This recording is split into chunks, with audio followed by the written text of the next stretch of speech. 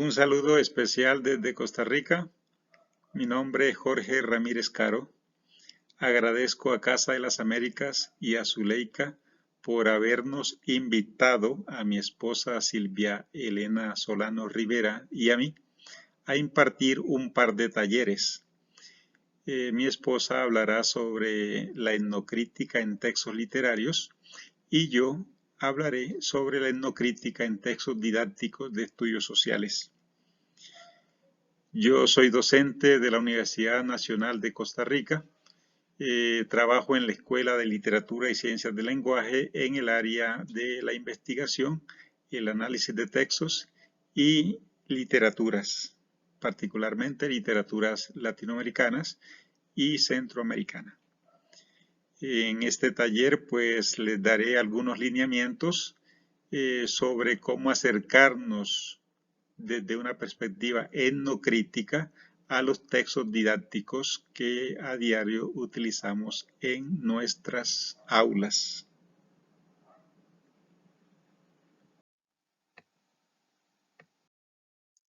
¿Cuáles son los propósitos de este taller? Primero, ofrece pautas teóricas y metodológicas para el abordaje de textos didácticos. Segundo, señala aspectos temáticos donde se anclan los sesgos epistémicos, étnicos, culturales, genéricos y clasistas en los textos didácticos. Además, ofrece un rápido análisis sobre cómo operan los sesgos señalados en una muestra de textos didácticos de la primaria costarricense. Y finalmente, con este taller espero llegar a un diálogo con otras experiencias sobre textos didácticos para enriquecer el punto de vista etnocrítico desde el cual estamos viendo la muestra costarricense.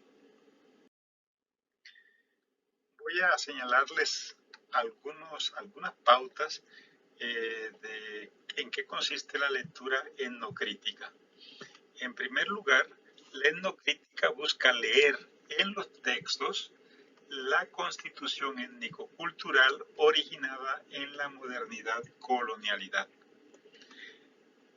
de tal modo que ve en los textos narrativas que perpetúan, consolidan o cuestionan esa constitución étnica cultural moderno-colonial que en algunos casos maximiza a unos e inferioriza a otros por sus condiciones étnico-culturales. También este enfoque va a privilegiar aquellas narrativas que con mayor fuerza imponen una visión etno y eurocéntrica en el contexto de la modernidad-colonialidad en América Latina y el Caribe. Además, a este enfoque le interesan aquellas narrativas pictóricas, musicales, literarias, históricas, antropológicas, filosóficas, mediáticas, educativas y populares. Y también destaca la importancia de abordajes interdisciplinarios e interseccionales por dos razones: por el espesor epistemológico que tienen los textos y por la condensación de sistemas de dominación que se dan en el contexto moderno colonial en el que vivimos. Además, el texto es visto como un artefacto sociolingüístico en el que resuenan o son adormecidas las voces de los distintos grupos étnicos culturales de las diversas formaciones sociales e ideológicas con las que se identifica su productor. Todo texto, entonces, es susceptible de ser leído y analizado desde un enfoque etnocultural, dado que todo texto es un etnotexto producido por alguien que ostenta una procedencia étnico-cultural inalienable.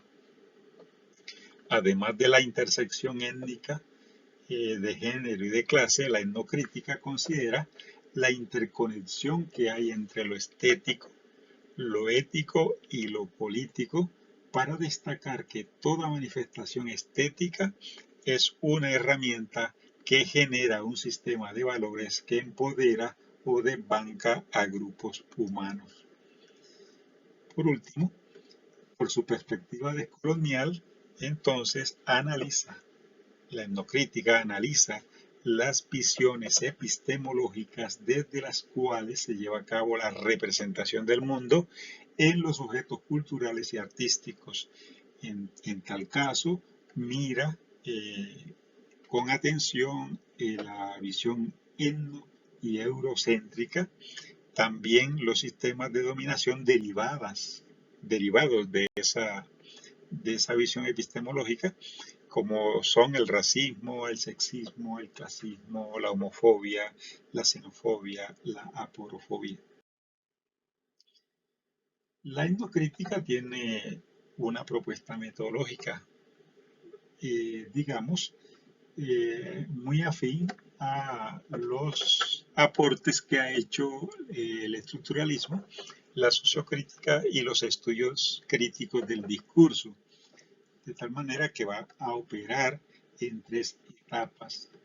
En la primera etapa mira el aspecto estructural del texto, cómo está organizado el texto, cuál es el mundo representado, cuáles son los componentes retóricos, estilísticos y las estrategias discursivas con que se presenta el discurso o la narrativa. También, digamos, mira una fase mediadora o analiza las estructuras mediadoras como las textuales, las discursivas y las cognitivas, mediante las cuales se lleva a cabo la relación del texto con el contexto. Finalmente, digamos, llega a una etapa contextual en la que mira las prácticas sociales, discursivas e ideológicas del contexto con las que el texto se relaciona y dialoga. El procedimiento fundamental de la etnocrítica es identificar, significar y explicar los etnosemas en los niveles macro y microestructurales del texto. Me gustaría también señalar algunas de las funciones que cumplen los textos didácticos. En primer lugar, digamos, lo principal para lo cual están hechos es como una herramienta pedagógica. Están diseñados y producidos para el uso en la enseñanza. En tal sentido, respaldan el currículo oficial y explícito en los textos didácticos. En segundo lugar, podemos decir que los textos didácticos son una herramienta ideológica. Es una narrativa que acuerpa, legitima, exalta a unos grupos, a unas etnias, unos valores, unas posiciones políticas, unas preferencias sexuales, un tipo de sociedad en específico. En tal caso, respaldan un currículo oculto y ellos, los textos escolares, se convierten en el caballo de Troya mediante el cual llegan a las aulas y con ello a las mentes, al imaginario, a la subjetividad de los niños, todos aquellos sistemas de dominación que están implícitos en el currículo oculto. Además, veamos los textos didácticos como un espacio de memoria epistémica, porque nos da a conocer el tipo de conocimiento académico que se quiere transmitirse. De memoria metodológica, porque nos pone al frente de las diversas formas de enseñanza a lo largo del tiempo. De memoria político-ideológica, porque ahí están las teorías y los métodos de quienes contra quienes se quieren adoctrinar, educar, formar, asimilar, etc.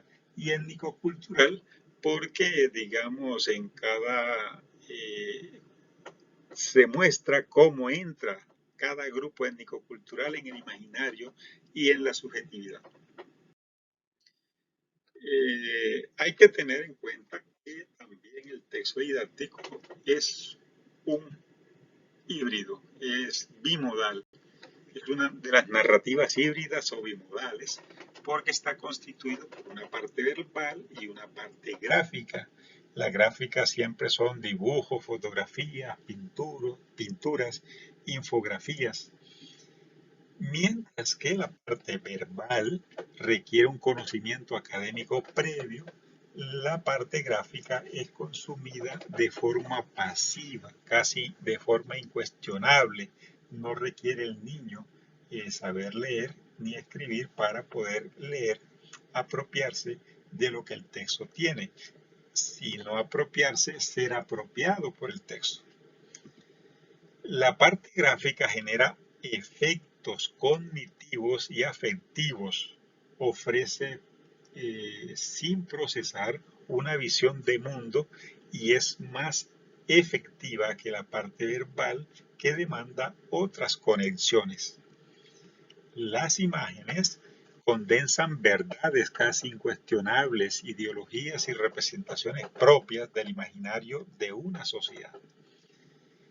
Estas imágenes representan no solo personajes históricos, políticos, étnico-culturales, sino también oficios, profesiones, tareas, repartición de labores, diferenciación de género, posiciones sociales, valores políticos, económicos, éticos, morales, cívicos, religiosos, espirituales, estéticos y epistémicos. En tal sentido,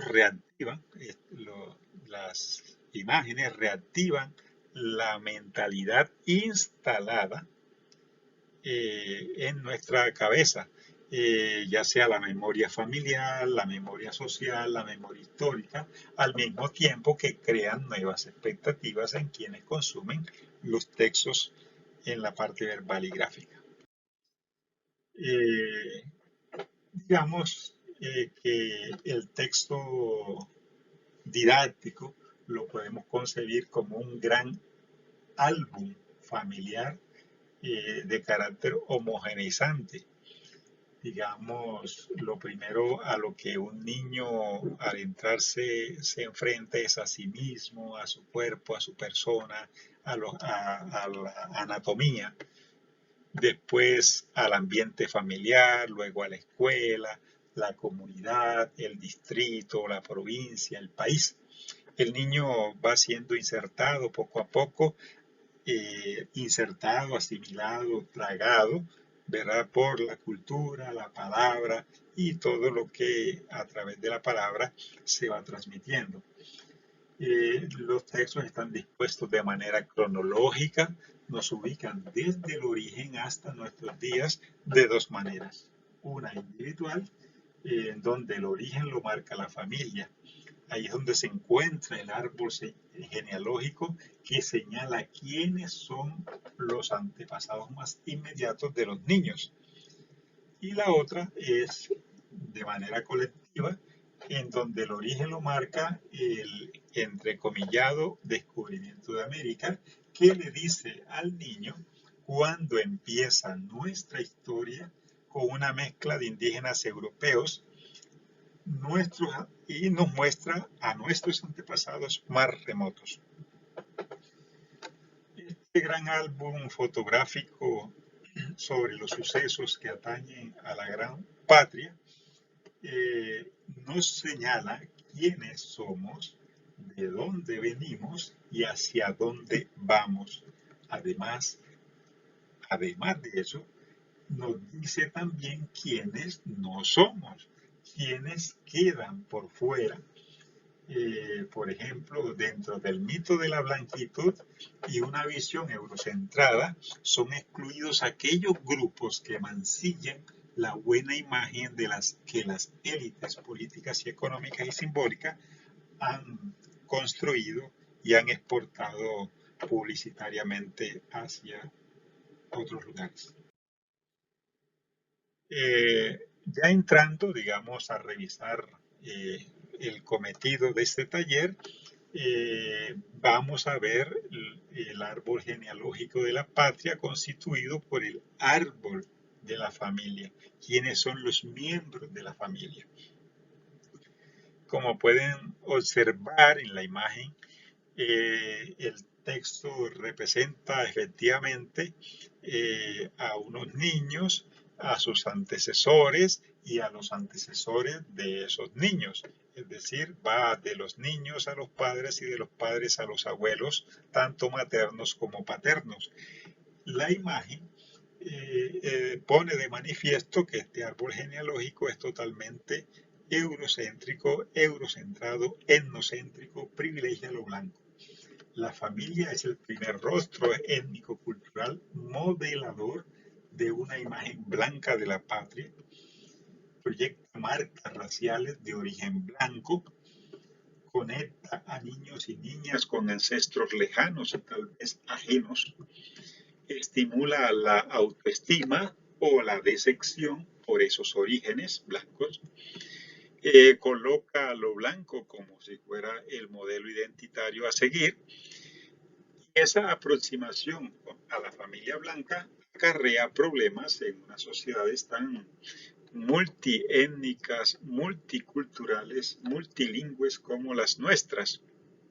Por ejemplo, privilegia la raíz blanca como originaria del gran árbol familiar de la patria. Pero en nuestras aulas no todos los niños y niñas poseen antepasados blancos. Además, ciega, anula o niega o anula la diversidad, los 3 abuelos o los 4 abuelos y las diferentes mezclas surgidas de ellos. Si nos ponemos y prestamos atención a los tipos de familia que nos venden los textos escolares, vemos también que mediante o por medio de las imágenes, los niños tienen que marcar, escoger la imagen que represente una familia. Pero el agravante de estas imágenes es que las familias constituidas por chinos, por afros, son familias monoparentales, rotas, incompletas. En cambio, las familias blancas son las que contienen todos los miembros de la familia, padre, madre e hijo o hija. En tal sentido, digamos, este problema hace que ya de entrada tengamos una visión negativa de las familias otras. Mientras la familia blanca aparece con todos sus miembros, madre, padre e hijo, y se muestra ampliada en otras partes del texto, muestran a la abuela y a los abuelos, como vimos en el árbol genealógico. La familia china y negra son monoparentales. El proyecto étnico-cultural que se maneja aquí es ponderar lo blanco, la familia blanca y la familia nuclear y ampliada por encima de los demás tipos de familias representados por los otros, excepto por los indígenas. Vean que aquí no se muestra ningún modelo de familia indígena. Del universo posible de familias, los textos solo incluyen las nucleares y las monoparentales. Quedan por fuera las familias otras y se silencian los matrimonios interétnicos. La familia blanca no solo es modélica por su condición étnico-cultural, sino también por su condición moral, social y económica, como vemos ahí en la imagen inferior de la izquierda. Las condiciones materiales y económicas de esta familia tienen todos los enseres, todos los muebles, tienen casa, etc. En cambio, los otros, los fondos están totalmente vacíos. También podemos ver que los textos escolares manejan modelos cívicos ciudadanos en donde, por ejemplo, los blancos son, otra vez, a nivel de las imágenes, quienes respetan las señales de tránsito, se ponen los dispositivos de seguridad vial o cuando están manejando. En cambio, a la derecha, el dibujo que está sin colorear, representa una familia afro donde va madre e hijo. La madre va al volante y el hijo va sentado entre las dos sillas sin los dispositivos de seguridad. Entonces noten, miren, aprecien allí cómo a través de los ejercicios didácticos también se pone de manifiesto que los afros no son modélicos y los blancos sí.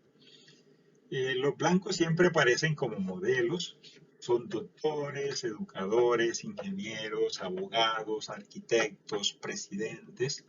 Los negros son barrenderos, fotógrafos, barberos. Los indígenas y los chinos no se les asigna profesión alguna en la muestra que he analizado. Los blancos son modelos cívicos, ejecutan acciones correctas, en cambio los negros no, y los indígenas son excluidos de los espacios urbanos. Hay asuntos controversiales, digamos, temas polémicos o problemáticos que contradicen lo que los textos están diciendo. Bueno, eso lo podemos ver tanto en la familia, sus tipos, los grupos étnicos culturales que conforman la comunidad, los valores que se le asignan o que se promocionan en los textos y que son contradichos por lo que representan las imágenes, la historia, que siempre es historia, lo que han hecho los europeos, el origen del mundo o del ser humano, de la filosofía, de la historia, de la ciencia, las zonas geográficas del mundo, cuáles son más desarrolladas, cuáles están atrasadas, cuáles están en la modernidad, cuáles en la premodernidad. Las profesiones, los oficios y las tareas, todos esos son temas en los que se anclan la perspectiva euro y etnocéntrica, sexista y clasista, y que pone de manifiesto el currículo oculto de los textos. Por ejemplo, eh, el pie de fotografía que tenemos ahí dice Costa Rica goza de un amplio mosaico pluricultural y multiétnico gracias a los diversos grupos que se han establecido en su territorio. Pero ese mosaico amplio, pluricultural y multiétnico es desdicho, es contradicho por la imagen, puesto que la imagen solo tiene personas blancas, mestizas y negras, no hay chinos ni indígenas.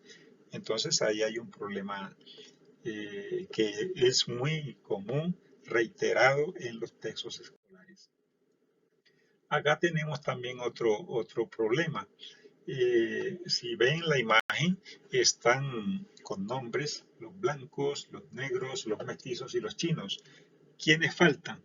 Siempre va a aparecer invisibilizado, negado, anulado el indígena en estos textos escolares.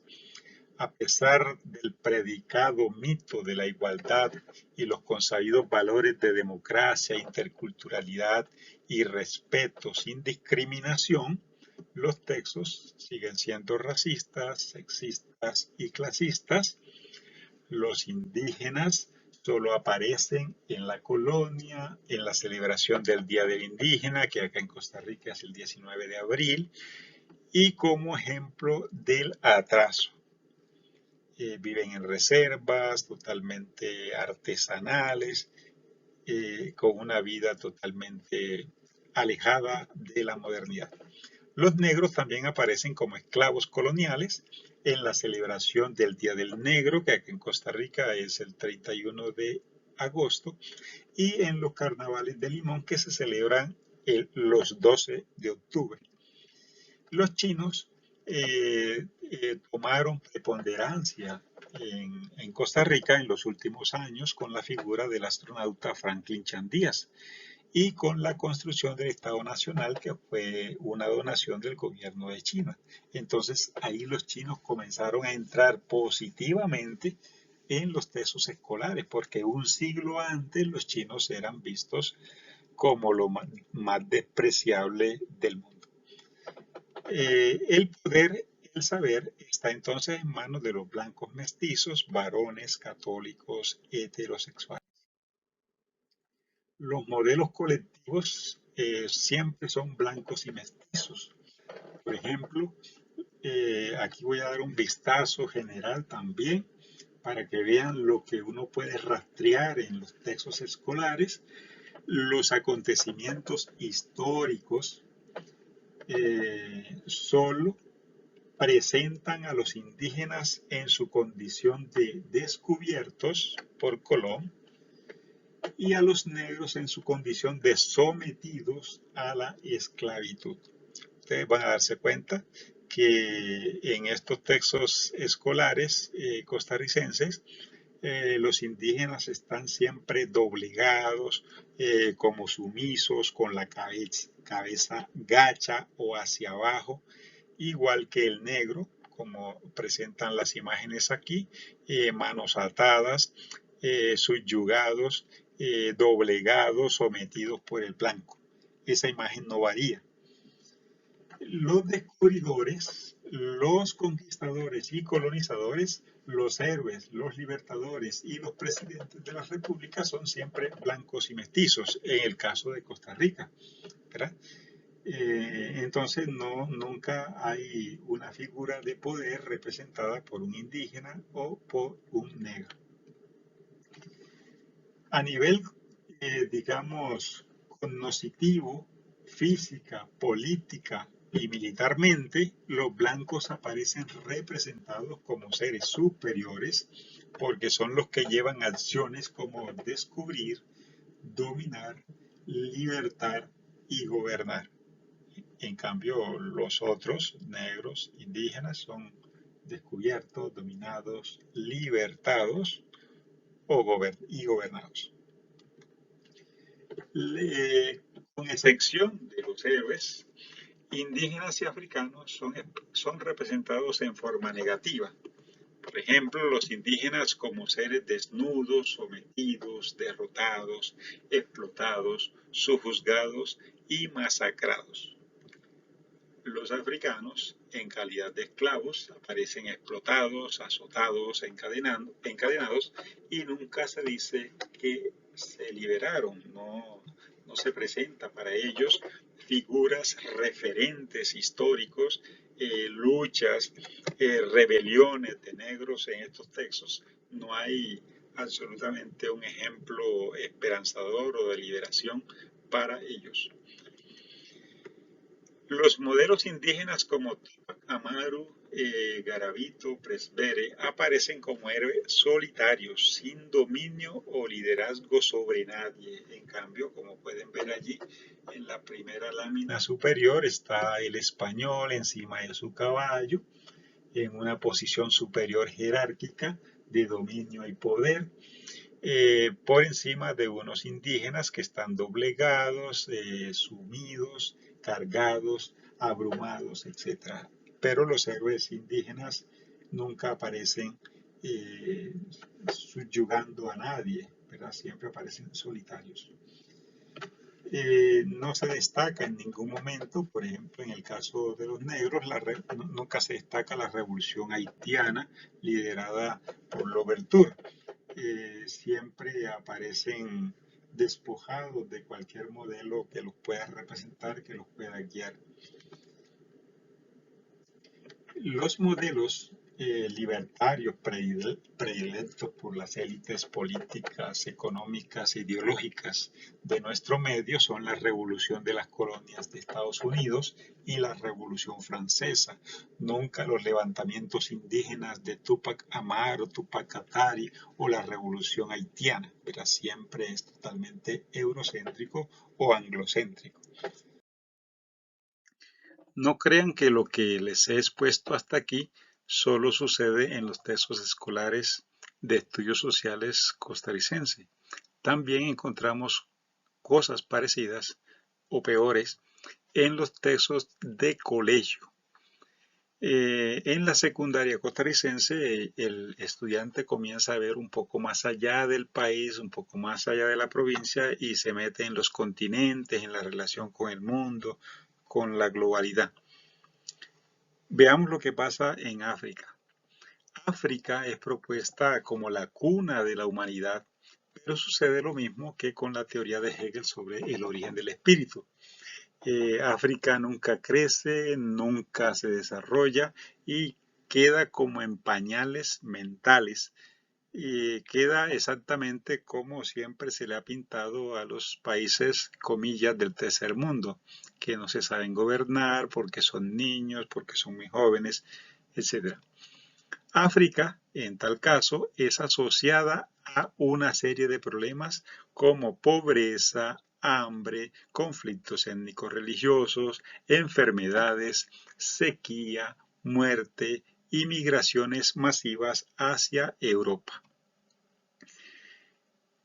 Pero se van a dar cuenta, en estos textos de colegio existe un gran silencio sobre la repartición de África, sobre el colonialismo, el saqueo y la generación de conflictos internos por parte de las potencias que se las repartieron.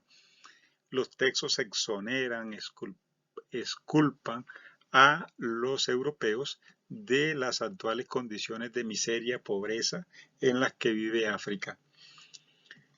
La visión sobre África entonces es desoladora. Las personas allí viven la mitad de la vida. En cambio, las que viven en otros contextos tienen un promedio de vida de 75, 80, 90 años. Los africanos entre 35, 40, 45 años. África también es asociada a otros males como enfermedades, desplazados, emigrados y muertos. La idea que se le inculca al estudiante es que África parece ser un mundo, no parece ser un mundo para vivir. ¿A quién se responsabiliza de todo eso? Bueno, hay un gran problema en estos textos de estudios sociales de secundaria porque en ningún momento los estudiosos, los autores, las élites estas que preparan dichos manuales, piensan en la responsabilidad, en la causa de la muerte, la violencia, el despojo, el saqueo. Es decir, nunca Europa aparece como la responsable, sino que se responsabiliza a las guerras intestinas, a la violencia, el hambre y la miseria parecieran ser producidos por los mismos africanos. El colonizador es librado de toda responsabilidad y las imágenes le limpian las manos porque siempre aparecen como seres nobles, buenos, en una posición pacífica, tranquila, como mediadores o intermediarios de algún conflicto o algún problema africano. Otros parecen ser los responsables de tanta inhumanidad y ahí se señala que el clima, que la sequía y las epidemias son las que han producido la devastación en África. Hay que señalar también que en la mayoría de estos manuales se tiene la idea de que si África no se hubiera independizado a mediados del siglo XX, las condiciones materiales de los africanos hubiera sido mejor. Allí es donde se plantea que por haberse revelado, por haberse independizado, fue que quedaron como huérfanos y a la merced de sus propias pasiones y de sus propios fanatismos. De tal manera que sigue rigiendo una visión totalmente euro y etnocéntrica y paternalista porque se cree que el civilizador, el que gobierna, el que manda, el que rige, el que tiene, el que puede poner todo en orden es el europeo y que debido a que los echaron, entonces los africanos quedaron a la merced de lo que sus pasiones les dictaran. No quiero cerrar este taller sin señalar cuál es el papel y la función del docente frente al currículo oculto. Mi idea es la siguiente.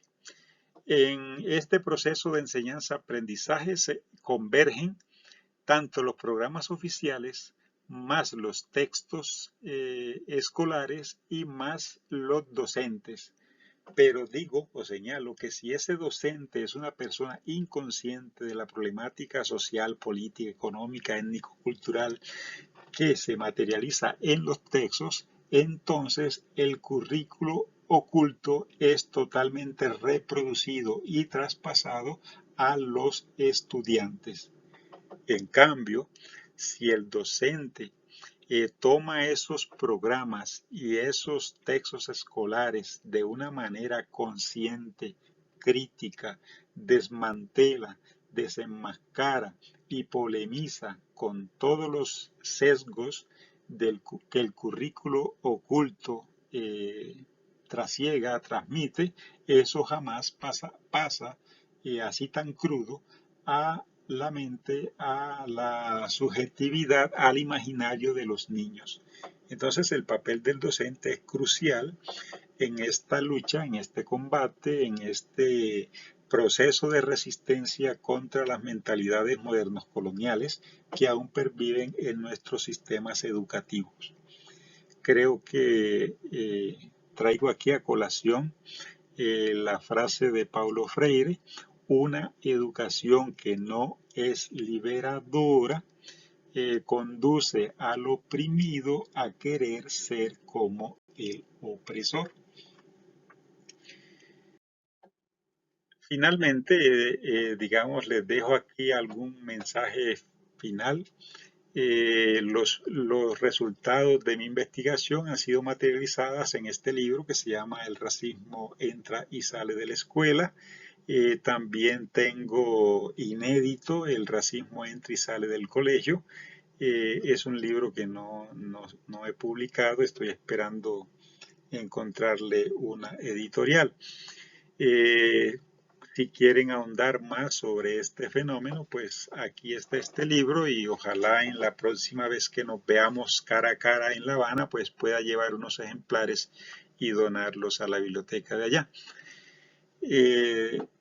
Yo les agradezco mucho la atención, espero que lo dicho sea de utilidad en las aulas frente a los estudiantes y con los textos escolares o cualquier texto didáctico que encuentren y con el que medien su proceso de enseñanza-aprendizaje.